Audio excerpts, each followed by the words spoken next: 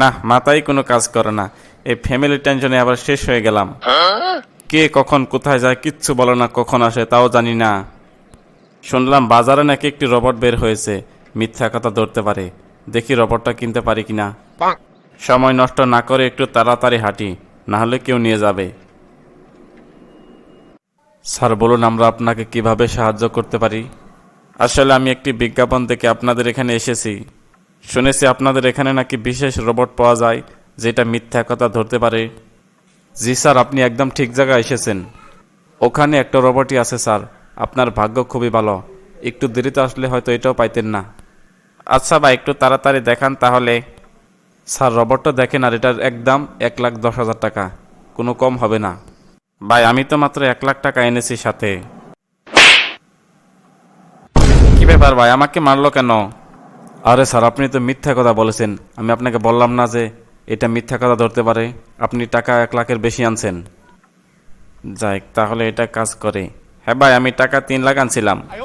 যাই, অবশেষে মনের আশাটা পূর্ণ হলো। এবার বাড়িতে যাওয়ার পরে দেখা যাবে খেলা কি হয়। একের পর এক সবাইকে সাইজ করবো এবার।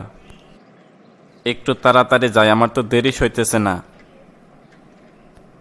দাঁড়াও, সত্যি করে বলো কোথায় গিয়েছিলে? বাবা, একটু বান্ধবীর বাড়িতে গিয়েছিলাম। কি ব্যাপার বাবা, তুমি এটা কি এনেছো? আমাকে মারছে কেন? এই সত্যি করে বল, তুই কোথায় গিয়েছিলি? না হলে এটা তোকে মারতে মারতে মেরে ফেলবে। মানে বাবা, বন্ধুদের সাথে একটু পার্কে গিয়েছিলাম। মাথা তো গরম করে দিলি।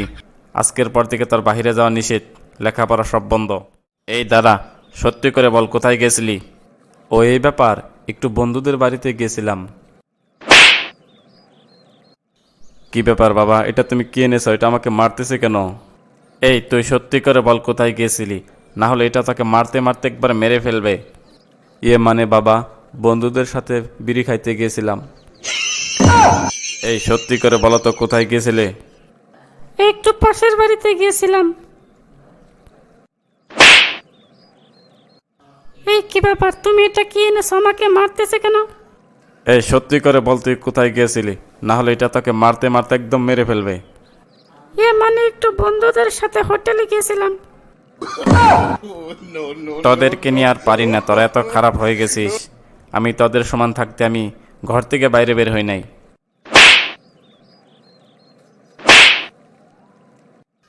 কি ব্যাপার, এখন তোমাকে মারলো কেন? সত্যি করে বলো, কি হয়েছে?